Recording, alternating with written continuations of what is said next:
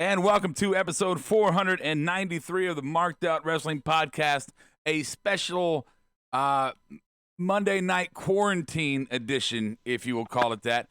We are respecting physical boundaries at this moment because not necessarily because I think they got it or that they think I got it, but just we don't know who got it, and we're not fucking with it.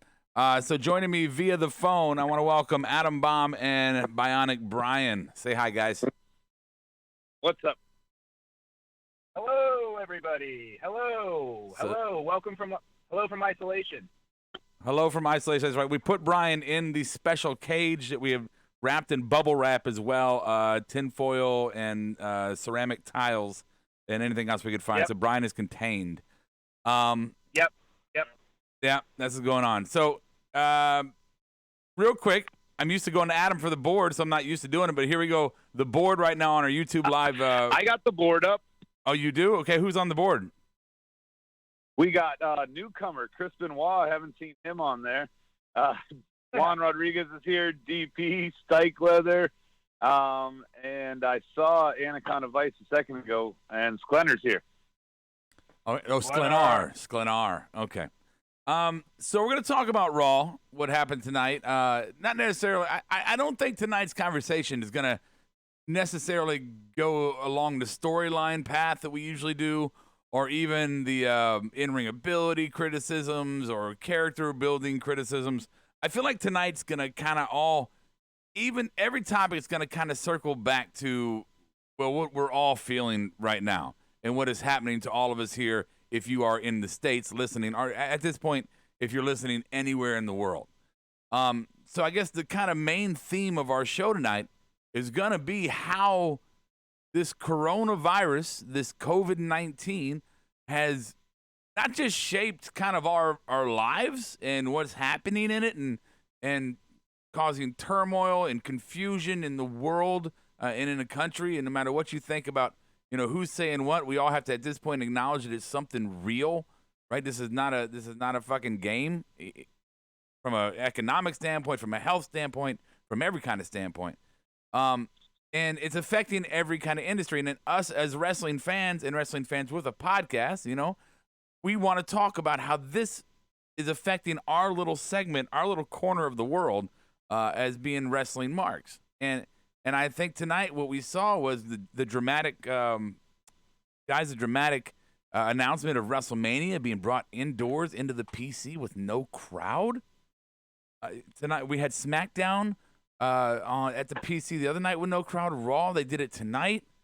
It really makes you wonder how crazy shit is right now. And on a wrestling standpoint, where is this going to go? Are we going to spend the next 8 to 16 weeks with this as our wrestling product? Guys, what do you think? I mean, there's a catch-22 here, Rob. When you're talking about, is this what we've got for the next 6 to 8 weeks? At least we have something. I mean, I had to watch March Madness games that were televised all weekend that were old. You already knew the results. They're over a year old. There wasn't the same type of thing that you would want. So it was kind of, silver lining here. Yeah, we get a crowdless Raw, but we get something that's new. Even if a majority of it was recapped, they provided us with some entertainment tonight, which other sports just aren't doing right now.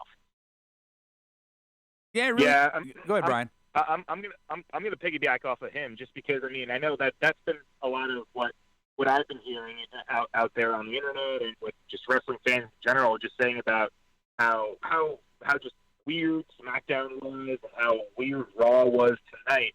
But ultimately, the fact that they're still going out there and putting out a show for everyone, really, everyone across the world, and trying to just make it so that we can kind of just suspend what's going on in the, just all the kind of terrible shit that's been going on. Like, at least we have this to kind of look forward to. So for that, I can definitely applaud them.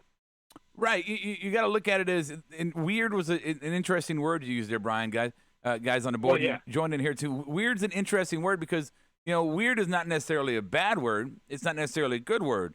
It just kind of depends on your perspective, your intent when you say it. Right. Right. I think I think weird is pretty cool in some cases. And tonight, what we saw was Raw and before on SmackDown, You're right, Brian. It was weird. It was pretty cool in its own kind of sad way that we had to have it like this. And they were trying to do something, Adam. They were trying to. Well, the big thing here is also like, with WrestleMania coming, I know it's the PC Center, but we have something to look forward to in sports. We have no national champion. We have no, for basketball, NCAA, we have no NBA season going on. Looks like we're going to suspend spring training for baseball, and all this other stuff is being, music festivals canceled, and everybody's quarantined. At least there's something else to talk about. I mean, I'm not saying that we're all going to just forget that there's something going on in the country that's affecting everyone here, but maybe a moment of respite to sit down in front of your TV and watch something that has some athletic value, even if it's not going to be what we're used to or what's the norm. Yeah, and we're going to criticize some things tonight, but, let's be fair here. Even as wrestling fans that consistently criticize WWE, and there's some nasty ones out there in the fandom world, that just truly despise WWE. We have to give them some level of credit that even though, and I understand they want to make their money. I get that. When you want to go to the shallow route there, I get that. But you got to give them some level of credit for saying, hey, we still got to put on our show. We got to give them something. They are consistent with that, even if their stories might not be as consistent. Okay. So, Another thing real quick to take away from Rob there is, a lot of people are suffering right now from money and other things and not sure what their future has, if they're sent home from work, if they can't earn.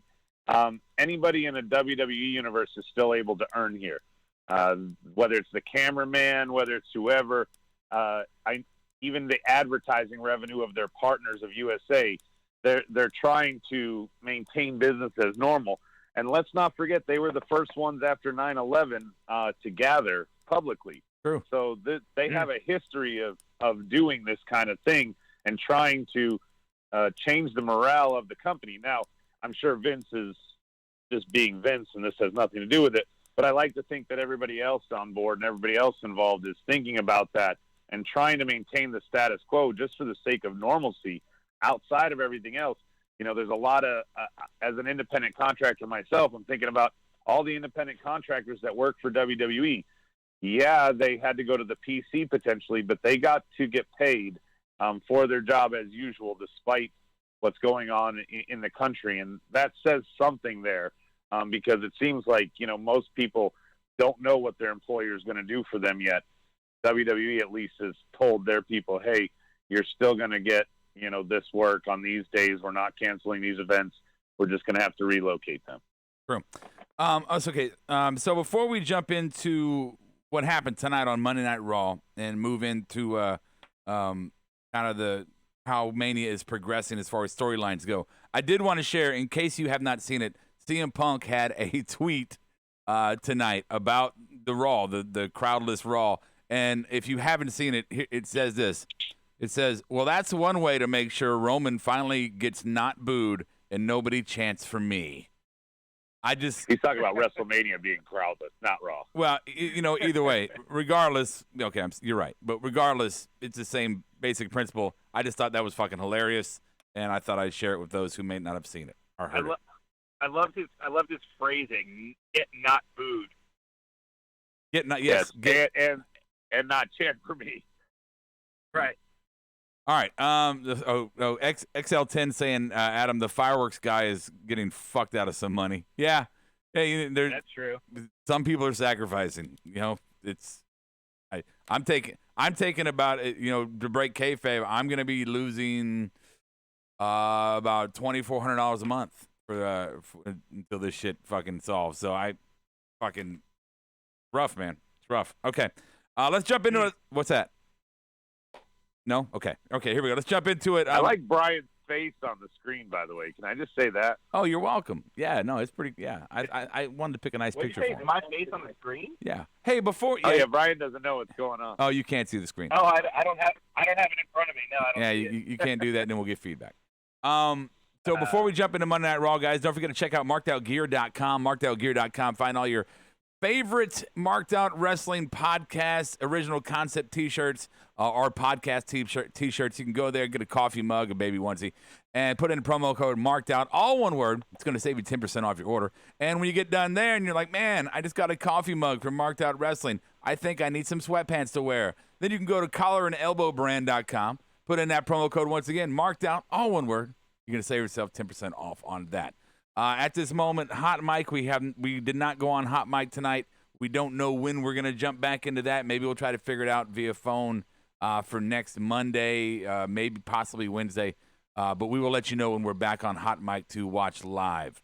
So, my quarantine friends, let's jump into it. Monday Night Raw tonight started with a nice little stand-up with Brian Saxton, Tom Phillips, and The King, which quickly led to an AJ recap on what's that? What? You mean Randy? You mean Randy and Edge? I'm sorry. Yeah. Well, no, there was a real quick AJ promo or recap. Wow, you suck tonight. No, dude. Hey, it's all right. We're all out of sorts. If I have to mute you, I mute Brian too. No, that absolutely happened. Oh. That absolutely happened, man. Deadly. There was an AJ recap right before the Edge part. There fucking was. So don't fucking. There was. You're right. Thank you, Adams. For you fucking sucking tonight. So then Edge joins. I didn't know we were going to talk about that. I thought we were getting right to Edge. You don't know what we're doing, so maybe you should shut up and just listen and find out. How about that, man? How about that? You can still be a dick over the phone. I swear to God, you can. Oh, I'm not afraid of your coronavirus, Adam. You fucking okay. Edge joins out, and I'll play some footage from last week. So tonight's theme was very heavy on, hey, let's recap. Edge makes his promo to the crowd. Anything significant, boys, in the promo? I like where he went with it, where he was talking about, what Beth was coming out to say, which had nothing to do with him or Randy. And Brian came in at the end there. Brian, you want anything, or you want to talk about anything, or you good? No, I'm pretty good on this. I gotta say. Hey, Brian, how did it feel to watch the Rumble all over again from beginning to end? Excuse me, what? The Royal Rumble. How exciting was it for you to watch the match again? He fast forwarded. I know he did. Yeah, come on. I was watching. Why would I watch it? I was watching live like a good wrestling fan. So I mean that's. No. I wasn't watching live at that point. No, I mean I saw the Rumble. I understand why they're doing it, but I mean isn't it a little weird that they decided to play the Rumble? No, out of anything. Not at all, because that was a segment of the show that was promoting the Brock Lesnar and Drew McIntyre rivalry. So why not play it where it all started? Yeah, I know, but why not play something, I don't know, from like a better show? Say like the greatest Royal Rumble or something from Saudi. Wow. Oh, Brian, you're going to Petty Town. Oh, what I thought was really cool, Rob, and I don't know if you noticed this, but the replay of the Rumble, the truck in the re-edit or re-airing here got Edge's first spear in 9 years on camera this time. Yes, I did notice that. Hey. I actually, when I watched it, I was like, oh, Adam would love to see this. Yeah. Good for them. Also, they went to commercial during the whole AJ injury, whatever, so they cut that out. Oh, and he threw him over to his shoulder or something? Dislocated his shoulder? That's what he did? I don't know. I was looking for the replay there, and they went to commercial. When they came back, it was time for Edge to eliminate AJ. Right. They didn't see, they cut out all the parts where everybody looked confused and didn't know what to do. Right. All right. So, oh, hey, you got a new subscriber. Cool. Awesome. So love that. We got the Rumble. You ever want to check in with the board, or? Oh, there you go. Yeah. The board. I'm not in studio. I'm just go ahead. saying. No, go ahead. Talk to you about your board. Go ahead. We didn't mention this, but Daniel Price, him calling Orton a brat was spot on. Yeah, about how his mom had to, pay for everything for him, single mom, but his dad just handed it to him.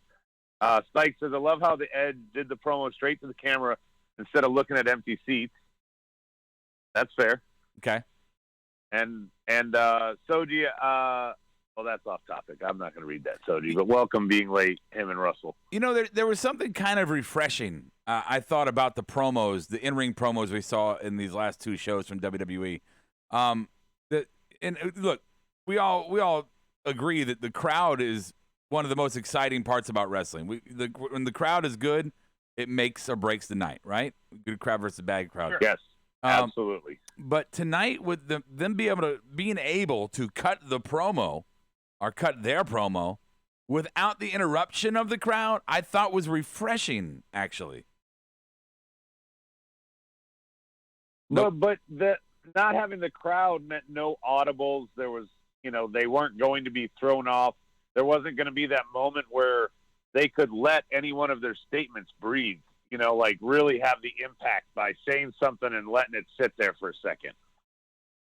No, I think that just kind of goes to I think the whole obviously, like, it's not having a crowd there and not having anyone to bounce anything off of is definitely different. And a lot of the times, who the hell is used to doing something like that? So it has to feel a little weird for them to even just try to deliver like some of the stuff that they're trying to put out there. Hey, Brian, did you ever take like a promo class? Did it feel like that? Stike's saying that on the board, like this is like just doing promo class to no one. Yeah, a little bit.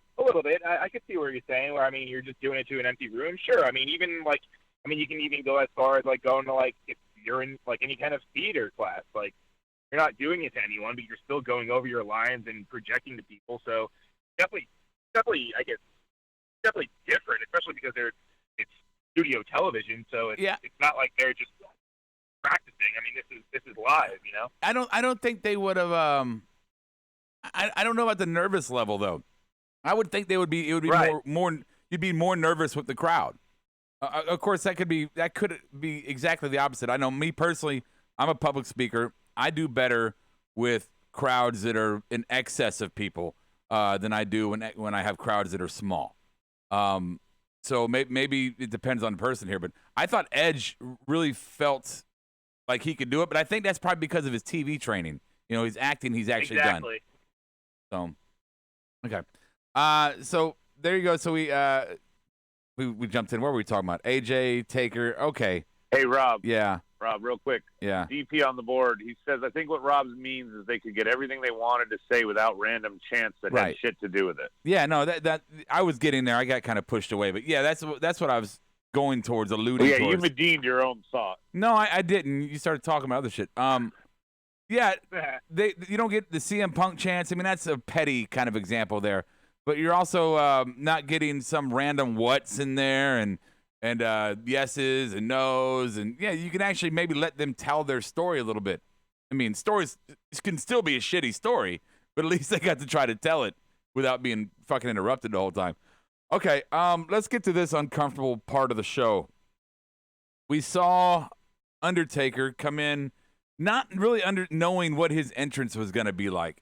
Me and Kiara were sitting there going, this is going to be weird, right? Because normally you get that first gong, I got it right here. Let me hit the button. The whole mystique of it. Like, yeah, normally you hear that, right? And then you get an immediate pop from the crowd. And then the song itself plays over a kind of ambiance of screams from the fans, right? It's a loud fandom. You can feel it. And so we're like, how is this going to work? Are we supposed to get hype when Taker's coming out of the locker room in the PC? And you don't get those lightning bolts and none of that, right. None of the mystique. So what I thought was done correctly here was Taker came down, boobies out, ready to fight, got in the ring, threw some shit around. You've been talking about my wife. Let's get it on. I'm not here to fucking sign a piece of paper. I want to throw fucking hands, right? What happened wrong, though, was you had a pissed-off geriatric stumbling and almost falling up the stairs, walking into the ring, and just kind of awkwardly with mild echoes in the studio, throw furniture. That's how I perceived it. Well, the other thing that was weird, Rob, is the announcers tried to explain some of his rage because there was no contract out there for him to sign. Like, how the fuck would we know that? That's stupid. What? Yeah. Why What about his do-rag that fell off? his hairline? Is Shawn Michaels' bald spot cover? Dude, no, his hairline is like, he's got like a 7 head right now. I mean, dude, it's time to shave. I know he had a long ponytail though. Yeah, it looked like and it looked like he trimmed the back, so there was like nothing on the neck for like 5 inches up. So he just had this kind of monk patch on the back with a ponytail. It's really fucking weird. I don't know what Taker's doing right now. I think the MAGA hats are killing his fucking hairline. I'm not sure what's going on with him. But Iron Med says he looks like Fred Durst up close now. I haven't seen if there's a new picture of Fred. Is he looking bad right now? I haven't seen him. It's very similar in the face, the hairline and such. I call him Fred because he's from Gastonia, and that's down the street from here. I don't know him though. So Taker destroys the set. They go to commercial, which I'm sure was kind of awkward. Taker just sitting in the fucking ring, not being seen, right? But we all heard about what happened on SmackDown with the commercial. Went to black, and then I guess people in other countries just kind of saw the girls playing fucking hopscotch and shit during the commercial break. I'm sure that's fucking fabulous. Yeah, dancing around. Yeah. Yeah. I don't know. Okay. Not a good look. No. I don't understand that. How come they just didn't separate? Like, why didn't they just like one team stay in the ring, the other just go to the outside, and then just stay there until the commercial? Like, why fuck around? Well, they kind of did, but then they started their games. At first, that's how they did it. Yeah, I would have. If I was in charge, I would have said, "Fucking wrestle." It's like we're at commercial. Yeah. I don't care. Put her in a fucking chokehold for 3 minutes until we're back on the air. I would not have even told them that we would gone commercial. I would have made them do their thing. So that's their fucking fault. Fucking idiots. I mean, that's what a normal match would have been, Rob. Why not do it that way? Right. I mean, God, we know it's not quote unquote real, right? We know it's staged and choreographed, and we know all this stuff as fans. But goddamn, do you have to fucking push it in our face that it is? I mean, it's still real to me, damn it. I'm just saying. Okay. AJ shows up. He's in the back with the club, and he's got the contract with him. And they start cutting a promo on Taker. I love this line. Taker always injects himself into Mania season. And that was after giving all the examples of the sports legends. You don't see Brett Favre injecting himself into Super Bowl. You don't see Michael Jordan injecting himself into the NBA. So I really enjoyed the topic, guys, of this promo from AJ. Yeah, it got personal. It was very good. But as Evan says on the board, them trying to say this is the most personal feud Takers have. They're citing Punk throwing Paul Bear's ashes, DDP stalking his now ex-wife, and Kane being kayfabe his brother. Wouldn't those be more personal? But whatever. Oh yeah, I mean the fact that he's old and he's a sugar daddy and his wife's just fucking around on other people. I like the angle. I like where they're going with it, and I like that he's throwing out that you're a part-timer. But what's weird is 3 weeks ago, AJ's out there saying, "Who am I going to fight at WrestleMania?" And he was naming all these old people. Is there any chance that one, AJ wins this match, and two, that it could actually be the final ride for Taker? And I asked that, and I'll let you go with it.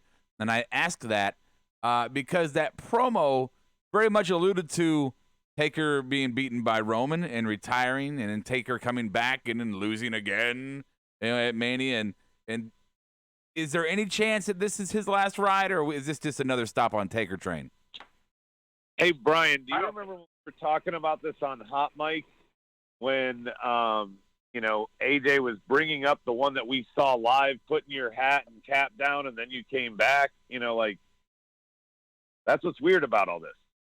Well, yeah, it is weird, but also, I mean, going back to Rob's question too, it's like I don't see AJ as being someone that could be Taker's last opponent. I mean, especially because it's not like AJ is he's not a young buck, like not a young buck. Oh my God, young, you had to bring it. Oh, in you just had to do it, didn't you? No. I don't mean it like that. I don't mean it like that. I just mean he's not young. It's not like if AJ beats Taker at Mania, it's not like AJ will get. I mean, obviously he'll get a rub, but it wouldn't do him as big of a favor if it were instead someone that were like a young and up and comer. I don't know who that would be, but this doesn't feel like a last season for Taker, at least to me. You think Taker's the final feud he's ever going to have is going to be he's going to put somebody over? But he already kind of did that. He already did that with Roman, didn't he? It'll be with Kane or someone to put or for someone to put him over.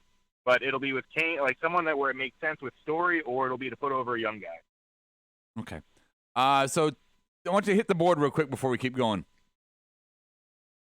All right, on the board. He's saying that WWE. He's saying that I look like Fred Durst. That's what he's saying. Oh. Come on. Glenner says WWE rewrites history on a weekly basis. The Ruthless Aggression show is a great example, and the first 10 minutes of the STW show was a lie. Oh, hey. Sykes saying, I hope AJ goes over Taker, but he doesn't need the win. And Evan says, I'm not convinced AJ can bring Taker to a good match. This isn't Prime Abyss and TNA.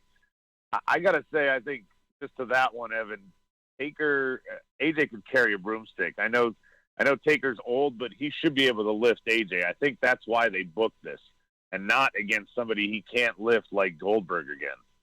Yeah, I think that's I agree with you, Adam. And it takes a lot. Whoever said, I think Evan said that. It takes a lot to get me to agree with Adam. AJ will have a fantastic match with Taker. Brian, do you agree? Yeah, absolutely. I mean, I don't think it's going to be a bad one, but it doesn't necessarily excite me. Now, this is one of those matches, though, that if it was at Mania, a real Mania, the crowd would really contribute to this match. Man, having no crowd, will this match get exposed? Oh, it may. You know what? That's a really good point. Seeing Taker and AJ in the PC with no crowd, no distraction, it's going to be what it's going to be. You know, part of the thing about Mania is the fans are so wild that you can cut to camera takes, right? You can cut to camera 1, camera 2, who's on the crowd, the crowd cam, and not have to put 100% focus on the ring. So if there is a fuck up, maybe you miss it, right? Or maybe you give them a rest break to do a headlock or something. Not here. Here they're going in the ring and they're blowing themselves up because that camera is on them the entire time. There's no scenery. There's no crowd. You can't play to them. So it's just them. That's a great point. That could be a real, real bad thing. Wait, I mean, there's nothing to. Okay, go, Brian. What if? Hear me out. Is it a stupid idea if they put a giant green screen behind the hard cam and put a whole and they pipe in crowd noise and make it seem like there is a crowd there? Is that the worst? No, idea? That would be the worst thing they've ever done. The worst thing about sitcoms is the damn laugh track. No matter what the sitcom is, it's always in there at the punchline time. Sometimes you're am I supposed to be laughing even if you didn't? But in this case, I might be in favor of the green screen, Brian, but not the piped-in crowd noise. Artificial pops and bullshit. No. Yeah, it's corny. You know who I feel bad for? I feel bad for those superstars who are new to the main roster, and this is their first Mania. And their first Mania, they're not going to have that moment where they walk out on that stage and just absorb the energy that the universe is projecting at them. I feel bad for those guys and girls. It sucks. It really does. Evan says John Cena calling spots with Bray will be hilarious to listen to. Since you bring that up, Rob, do we know anything? Is everybody getting refunded their tickets? And what are the performers if they're going to the PC? Are they not getting a Mania-style paycheck? Well, you got to wonder there. Yeah, I would seriously I would be surprised if they were not refunding tickets. I mean, that would be crazy. Well, what about Mania level salaries? I mean, no, the Mania salaries. I imagine that there would be a negotiation there. That it wouldn't be okay. We're going to pay you normal Raw pay for this, but we're not going to pay you Raw pay for this, but we're not going to pay you Mania pay for this. We're going to find you somewhere in the middle. We're going to pay you Elimination Chamber pay. Yeah, maybe. Maybe we're going to pay you SummerSlam pay. Something like that. But we're not going to pay you Saudi pay. We're not going to give you Mania pay. That I think is more realistic. I mean, I'm pretty sure the superstars understand that the situation is the company's not going to be making that level of money that they would. So how would they expect to receive that cut of the purse, right? If it's not there, because every show is a purse. Yeah, but you got to think, though, Vince is still getting the top dollar advertisers because he's going to be the only new sport in town. Yeah, but if you're live sport, not pre-taped, you know what I mean? Right. So what did you say about Tommy Dreamer? How much did he make? I think it was something around like 70-something for like a battle royal. $70,000. So if Tommy Dreamer, if Tommy Dreamer can come in for a battle royal and make something in the area of $70,000, we'll say 50 to 70, right? Something like that for a quick appearance in a battle royal. Then you have to know that somebody in a major match at Mania, is making, that's insane money, absolutely insane money. Yeah, but I don't know why, Rob, you couldn't still pay your performers that salary. No, come on. They're still going to profit. They're still going to make money. I mean, they're a billion-dollar company. The show of goodwill and good press that they could receive during this would be well worth it. Think about it. No. It should be noted too that there's what's it called? That I don't. Go on, Rob. No, I just want to say that there's a purse. When I say there's a purse, I mean that there's a finite amount of money. So if you take the regular Mania, and you make we'll just make imaginary number up, and you make $10 million on Mania, and then you have a portion that goes to your production guys, and a portion that goes to concessions, and portion that goes to TV guys and writers, and you're divvying out all the little portions that goes out to everybody else. And the talent obviously gets a pretty large portion of that. But if the purse overall, but here's how. But wait. If I'm going.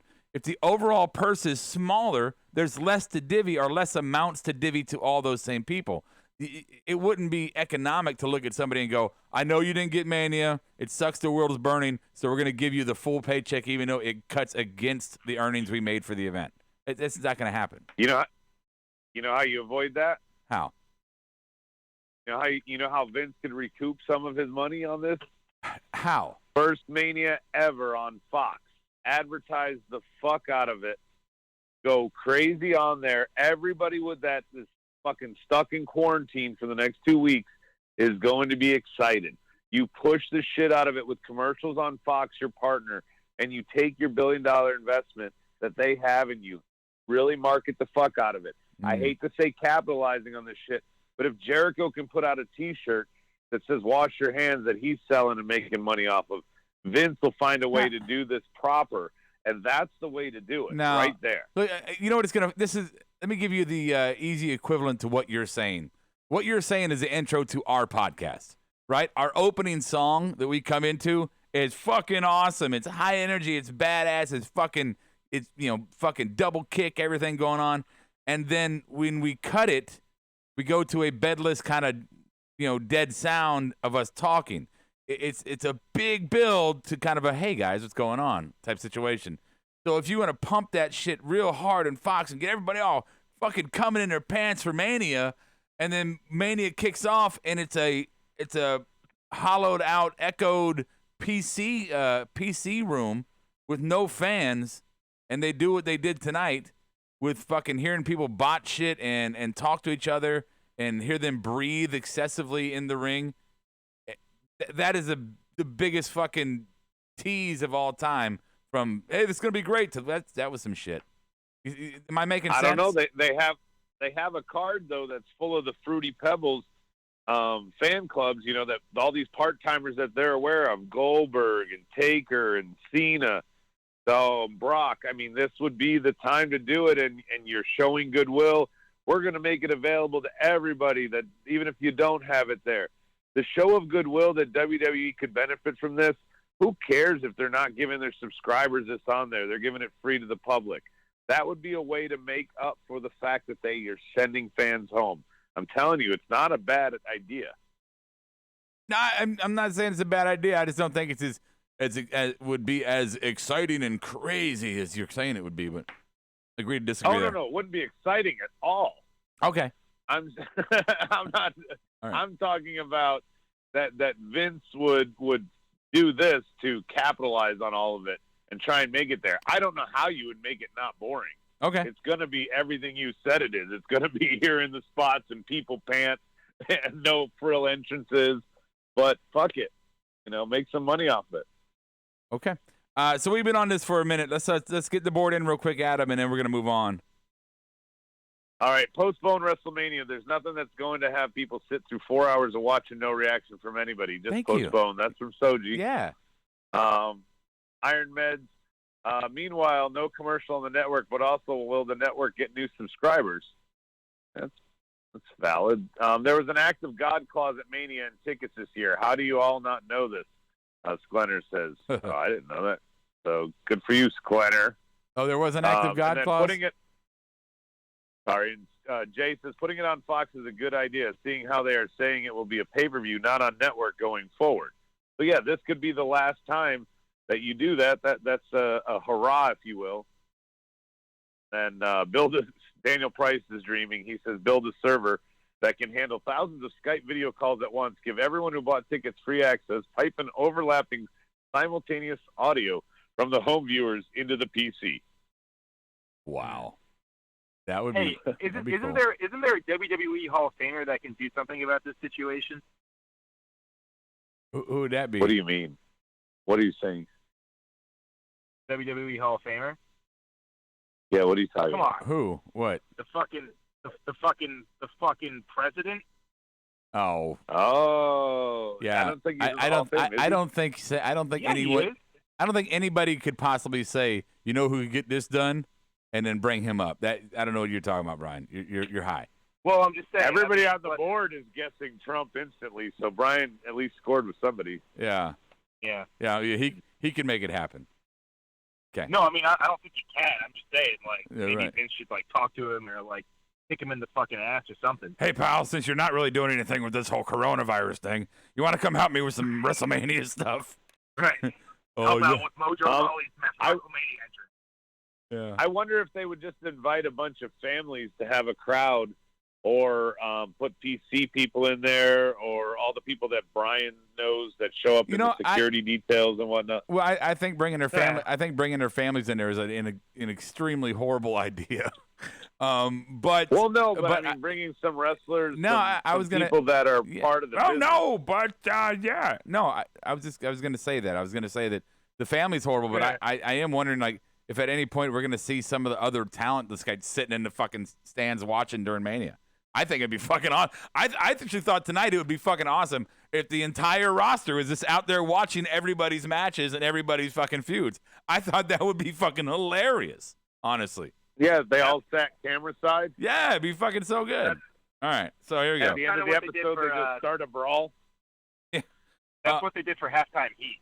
It was a lot of the NXT wrestlers just sitting in the stands while all the guys were in the match, so you could fucking see all the people from the PC just chilling and watching. They should have fucking done it. They should have done it. All right. We spent a lot of time on this. I do want to say real quick one last thing on the Taker thing. When Taker was standing behind the club, getting ready to attack him, and Jerry the King goes, let's see, where's it at?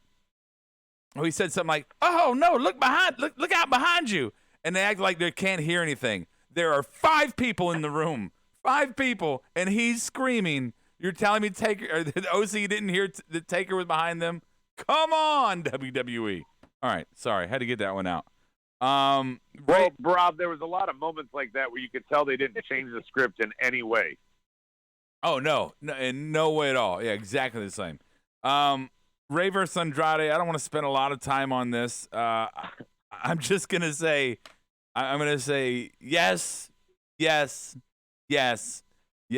If there's anything we can pull out of this week for SmackDown and Raw, is we have now found the 2 commentators that should continue to host these programs week in and week out. That being Hunter Hearst Helmsley on SmackDown and fucking Asuka on Raw. Just every show, every match, put Asuka on commentary. Please, WWE. Yes, but Rob, the chore wheel spun and we got 2 luchas again fighting each other on Raw that have fought each other so many times. And Brian, I know you read on social media that there's talks of Alberto Del Rio coming back. If he's on Raw, I guess that'll freshen up all these 4 guys to have a 5th thrown in the mix. But I mean, wow. Yeah, I guess so. But they just brought Paige back, so that would be kind of weird because Paige and Del Rio have a whole history. So you got to which means he has to go to Raw. Right. And he'll be stuck with these 4 luchas over here. Yeah, that would be awkward at the company party. Very strange. Look, you two. And by the way, Evan asked this question, Rob. Yeah. Andrade lost. Did he? He lost like 3 times in a row now, it seems like, as a champion. Okay. I don't know who. Well, then that's horrible. I don't mean to be a bad wrestling podcast host.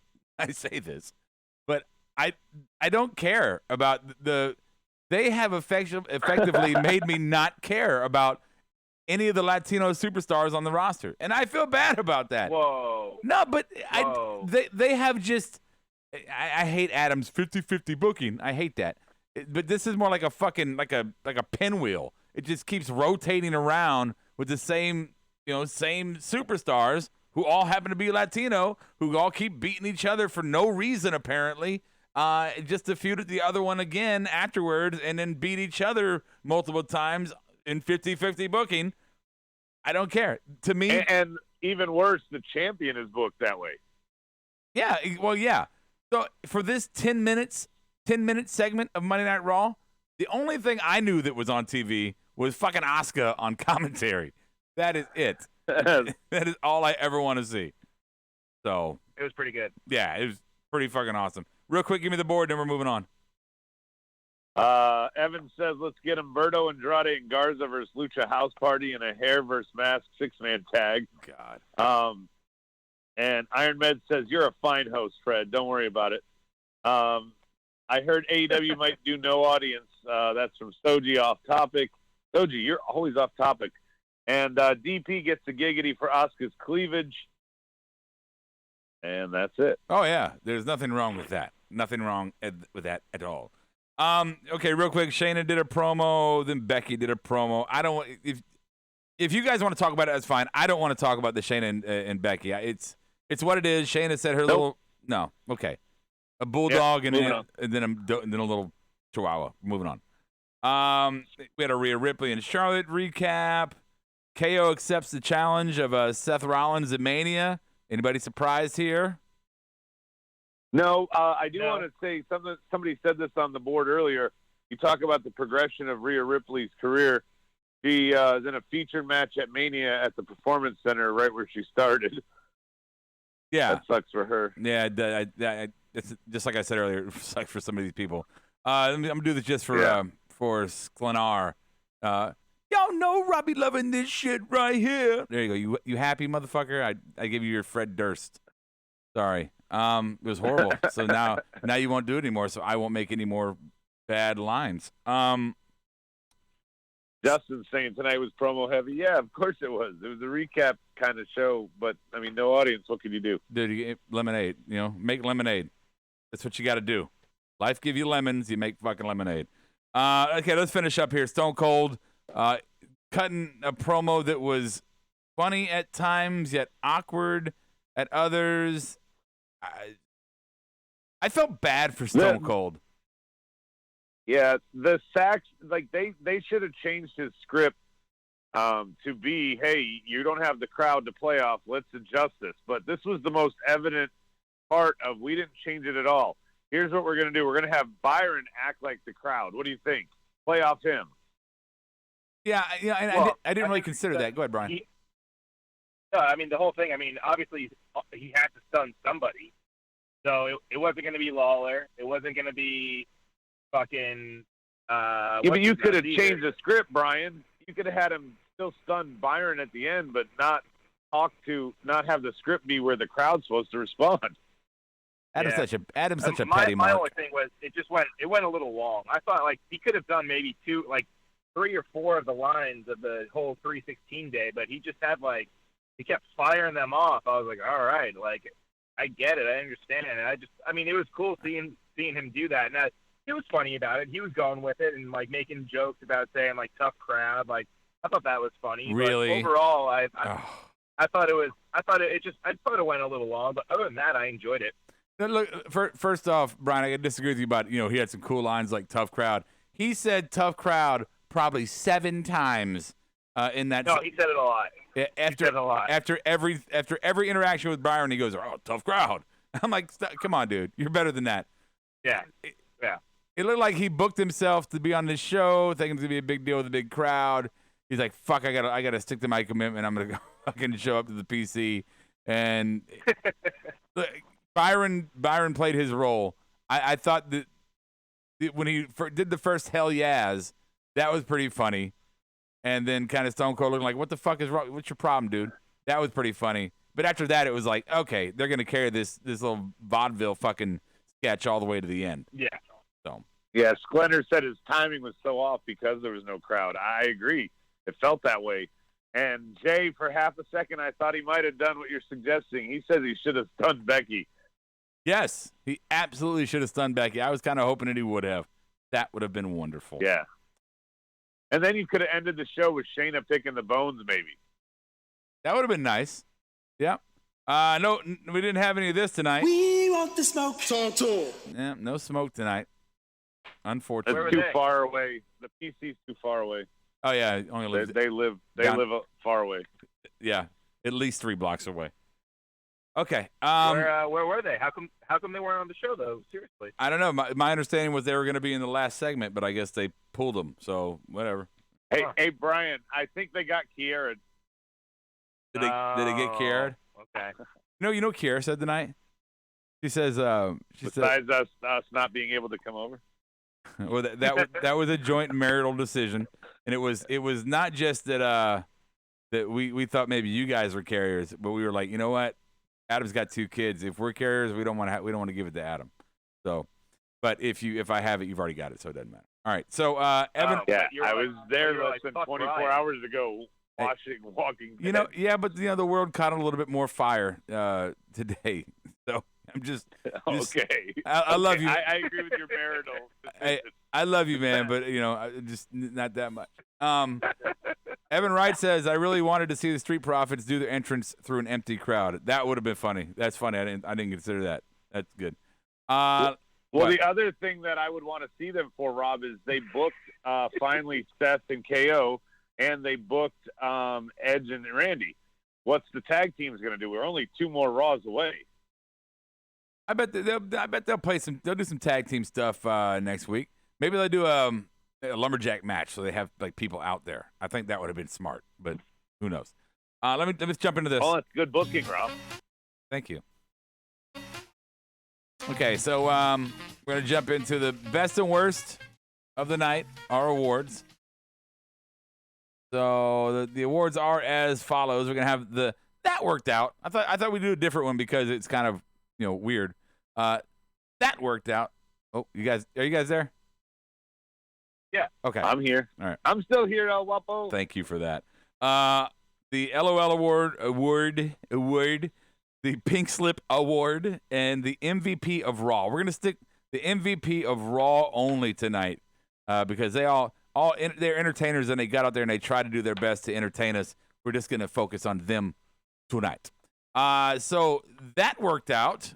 I'm going to start. Adam, are you ready for this one? Yes, I am. Okay, well, tell me, what worked out tonight? I honestly thought when Austin took the first 2 beers and kind of gave himself what I'll call a beer bump, kind of worked out. At the very beginning of his promo, that was, to me, the best part. Yeah, I had a good – I giggled on that one, too. That was pretty good. I'm not going to hit any more of the coins because they're incredibly loud with you guys on the same line. So, Brian, that worked out. Yeah, that worked out. I thought having Asuka on commentary, that definitely worked out. I thought that was a good addition to the I agree, and I actually wrote it down, too. So you don't – not only do I agree with you, Brian – but you get this. This is Roger Strong, and I approve this message. There you go. Oh, my God. Thank you. I needed that. I needed that. You're welcome. It's been a rough day, man. I had to give you something to lift your spirits, and I missed you. I missed you not being here. I don't have my fucking coffee tonight. I could have been there, Rob. We could have been there. Okay, I'm gonna tell you what. When we get done with the show, you text the wife because she bleached this entire house today, and I'm pretty sure that you're gonna lose that battle. But go ahead. Did she bleach the doorknobs to her car or anything else she touched? I don't know, man. Do you want me to sit down here and criticize my wife? Go fuck yourself. I'm not doing it. No, don't do that. Don't do that. Oh, check the tape. Shut up. What's the board say for that worked out? The board says for that worked out. Soji says Oscar on commentary. Rocky is really late. Edge's promo for Stike and DP. Beer bash for Justin. Me staying awake through the show for Evan. I think that's funny. Yeah. Yeah. Okay. Let's go LOL award. I'm gonna start. My LOL award is fucking Asuka. I mean, I was in tears. I was on the couch and I was in tears from Asuka. Go ahead, Adam.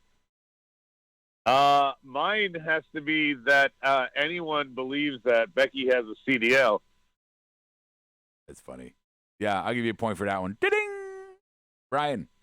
My LOL was during the final segment when Austin, the first stunner, when Austin kicked Byron directly into the dick. He definitely got him in the dick. The second one was the stomach, but the first one was the dick. I noticed that. Yeah. Sorry, I had a yawn for a minute. My bad. What's the what? So, Brian, you said yours, right? Everybody said their LOL, right? I just went. Yeah. Okay, good. All right, what's the board say? Spike says Oscar on commentary. DP says Baller saying can of haul ass. Byron for Justin, and Byron saying, hell yeah, that's going to be a gift for Meds. AJ being the most personal feud Undertaker's ever had as an LOL for Evan. And Austin kicking Saxton in the sack. Oh, okay. That's fine. Thank you. Pink Slip Award. Go ahead, Brian. Go first. Pink Slip. Oof. You know what? I gotta say, I can't. I don't want to be negative. I'm not gonna give anyone a pink slip tonight. The fact that they even are putting on a show, I gotta applaud everyone. I'm not gonna be negative Nancy. No one gets a pink slip in my mind. Wow, nobody? No, I got one. I know it's unheard of, but nobody gets a pink slip. Oh no, my favorite pen. Way to be positive, Brian. Go ahead, Adam. Pink slip. Mine is not Byron Saxton as a commentator, but Byron Saxton as the crowd. As a human being. I think that role, he definitely should get a pink slip for it because he sucked as the crowd. Okay. So we're going to a lot of hate for Byron Saxton. My pink slip is going to go to if it was the stage director or if it was Taker himself, whoever it was, that when they cut the lights out when he was in the middle of the ring, and then right before they turn the lights on for him to be behind the OC, you hear him go, hit the lights. I'm just like, okay, cool. All right, whatever. So you get fired. Yeah, it's whatever. Real quick, on the board, we got the pink slips. Evan says Byron. Jay says COVID-19 hype. DP says whatever Taker was trying to do. I'm sorry, but damn. Shayna just watching backstage for Iron Meds. Byron as the crowd, Stike says. And pink slip.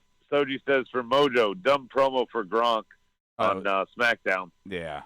Stage people for Justin calling out that point that you were making, Rob. And Evan says, no, sorry, pink slip goes to OC for not realizing Taker was behind him. Right. Hello. Hello, McFly. Hello, McFly. What's XL10 pink slip the COVID-19 hype? All right. Yeah, you take this shit seriously, bro. It's taking you seriously. The MVP of the Raw. MVP of the Raw. Let's see who wants to go first. Adam. I will. Okay. I gotta give it to Edge. I really liked his promo, and I also want to mention here. Apparently, he had some issues with his flight and all that shit, so he had to drive 17 hours to get to the PC to cut this promo. So MVP right there, and a special MVP for Friday, Triple H on commentary. Okay, I'll do that with you. Brian. MVP, it was close. But for me, it was definitely Undertaker's do-rag. I know I mentioned it before, but that really, for me, it was between that and it was between his ponytail. But his do-rag. That's all Michelle will let him out of the house in, Brian. Yeah. What's that? So that's the only thing Michelle will let him out of the house in. Well, true. Yeah, that's true. Okay, good comeback. MVP of Raw for me is Asuka. Nobody better than Asuka tonight. I want to go back. When we get done, I'm going to go back in and watch it again and again. It was hilarious. And yes, as I agree with you, Daniel Price, her bosom was not too horrible as well. What's on the board, Adam, for the MVP? The word bosom is on the board from Daniel Price there, just to correct that. I just Austin said for the that. Nut shot from Justin. Everyone for showing up, Iron Meds. I give it to the entire staff, Syke says. MVP as a whole, WWE for trying. That's from Evan. And, Rocky says, been here the whole time. He was giving his son a bath. Aww. So he wasn't late. He just wasn't chatting. Look at that. They listened to us during the bath time. That's cool.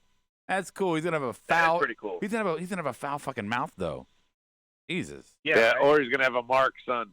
No Fruity Pebble there. Yeah, that's true. That's true. Dana Press said Rob got it right. Yes, I did. Okay, so that's our awards tonight. If anything jumps on there after the fact, we'll circle back to it. So I want to close this out real quick, kind of shut this down, because Adam and Brian, they both have like cricket plans and they're running out of minutes. So I don't want to, break you guys. You're not going to get paychecks. I have 5%. That's my problem. All right, 5%. Yeah, this is my burner phone. Okay, so just to kind of close the night out, I think we all agree in the sentiment from the live chat board and Brian and Adam, myself, that at least WWE tried to do something. And it wasn't a 100% loss. It might not have been 100% perfect, but they did try something. The talent went out there. They tried to entertain us. The management decided, hey, we're gonna give a show. We've always given a show. We're gonna do that, and we're gonna try a couple things, and maybe we'll get some hits, maybe we'll get some misses. Who knows?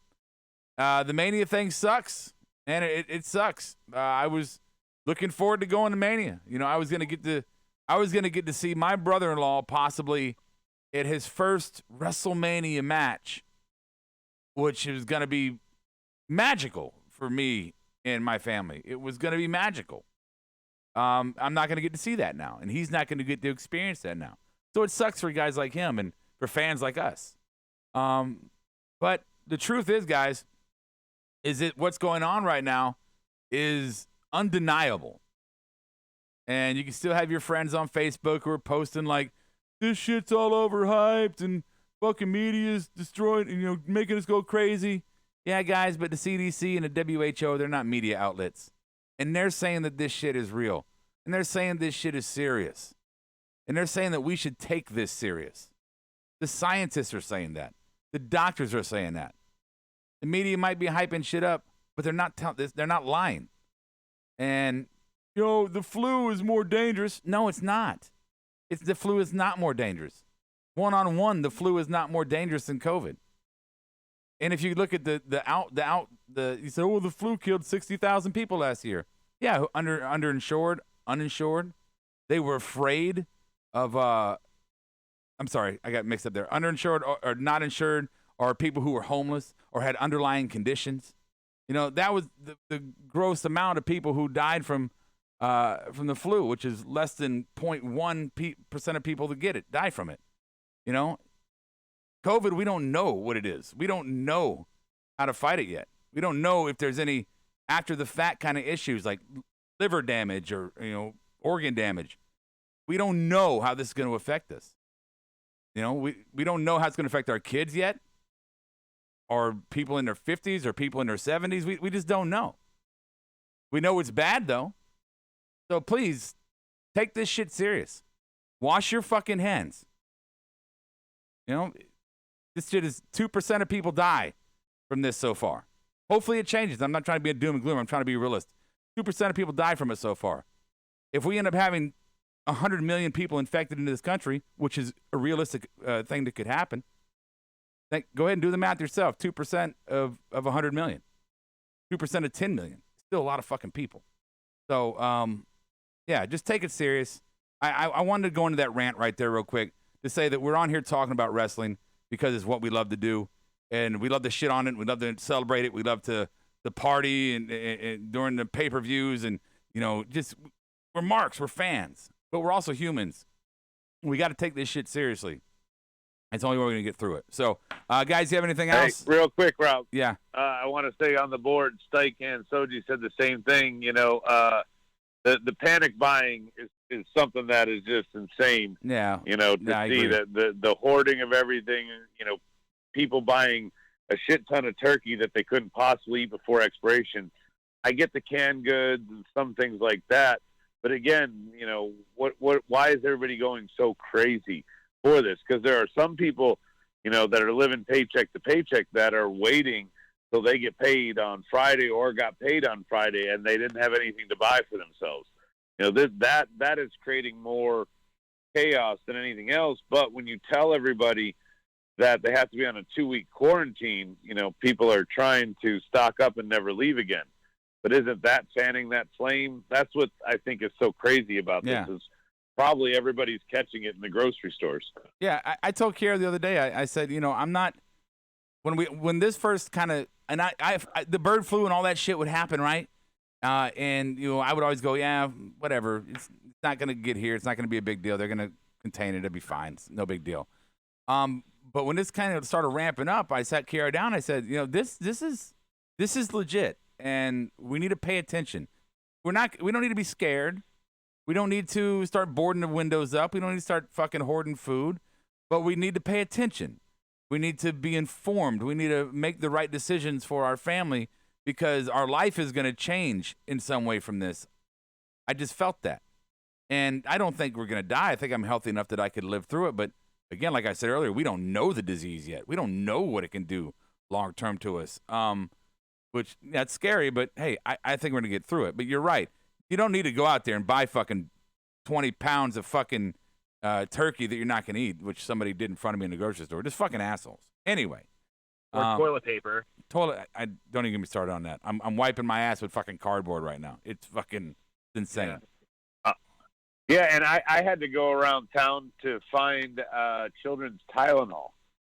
You know, like I literally, and this is sad indictment, but I had to go to the areas where I knew that there wasn't as much. There was a little more impoverished and probably weren't clearing the shelves, and that's where I was able to find it. Yeah. Because Amazon has you waiting a month, and Walmart would do that on sale for secondhand people between $80 and $400 for a bottle that costs $6. Adam would do. Adam would be like, "Where are the poor people at? So I can fuck them." Right. Well, no, it wasn't that. It was I had to do something because everywhere else I went was going to be up to a month wait on a medicine that, you know, I didn't hoard it. I bought one, but I'm with you, man. You know, I didn't buy 24 or anything, this was so crazy that I had to go all these places because people probably bought 10 at a time. You know, sometimes you just don't have to defend yourself. It was just you had to go back into it. I wasn't even listening to you, so no worries. Okay. All right. I never do anything wrong. Let me. Meech says, I'm from Washington State. It's depressing. I bet, man. I'm going to tell you what, too. Once we actually start fucking testing, which I don't think everybody realizes the fastest way for us to get rid of this fucking shit is to test everyone. So we know who has it and who can be treated in quarantine. That's the fucking fastest way to do it. And for all you fucking Trumpers out there, that's the big fuck up that everybody's complaining about. Your boyfriend. Oh, Trump's doing fine. No, he's not. He was like, we'll stop flying planes in China back in January, and he keeps reminding us of that. And that's all we need to do. We don't need to do anything else. Well, guess what, fucker? You were wrong, and everybody was telling you that you were going to be wrong. And no, I got the biggest brain. So now we're sitting there going... He's sick right now. Maybe. I don't know. I just know that we need to get tested. You're in Washington. You guys started testing, which is why the numbers started blowing up. Once everybody gets tested, man, I'm telling you, hundreds of thousands. It seems fucking inevitable. I don't know. All right, guys, we're gonna call this. We had a little panic conversation there at the end. We talked about some good wrestling stuff. We've had some laughs. We've had some serious moments here tonight on Marked Out Wrestling Podcast. This will be one to remember, one for the books. As we had our quarantine show, I just want to finish by saying, just to reiterate, everybody, please, please, please, be safe, be healthy, and be smart out there. Take this shit for real and take care of you and your families. Please do that so that we can have you back here for another year, 500 more episodes of Marked Out Wrestling Podcast. Before we leave, we will give the last word to our board if there's anything on there, Adam.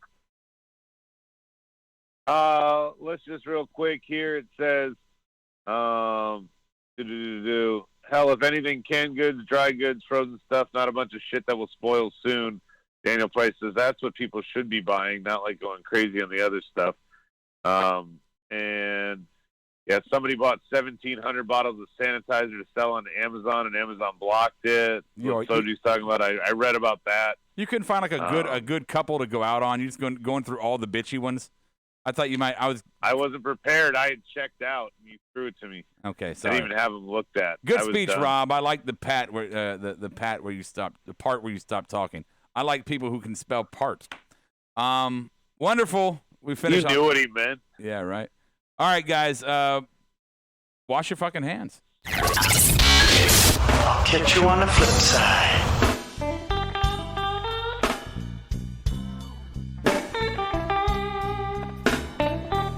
Marked Out Podcast is produced and edited by You Record Studios and is recorded live from Charlotte, North Carolina. Subscribe, follow, and listen to us live following WWE programming on YouTube, Twitch, and Facebook Live. Download the podcast by following us at podbean.com or subscribe on iTunes and Apple Podcasts. While you're there, go ahead and give us an honest and fair review and rating. Finally, if you have enjoyed our product and would like to see us grow, please donate to us by visiting the donation link below our live video, or you can donate via Venmo and Cash App at the handle Ravepro. That's Ravepro. You're listening to the Electronic Media Collective Podcast Network. Yeah, it's a mouthful. For more great shows, visit electronicmediacollective.com.